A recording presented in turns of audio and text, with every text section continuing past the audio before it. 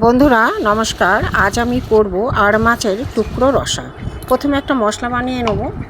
কাঁচা টমেটো, কাঁচা পেঁয়াজ, কাঁচা লঙ্কা, রসুন দিয়ে একটা পেস্ট বানিয়ে নেব।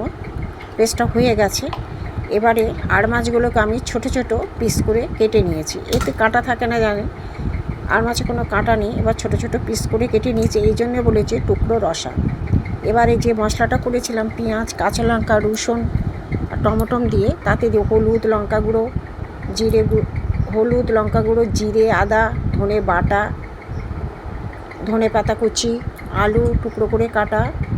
এবার একটু লেবুর রস দিয়ে দেবো, যদি আঁশটার গন্ধ লাগে। লেবুটাতে গন্ধটা লাগবে না। এবার ভালো করে মেখে নেবো।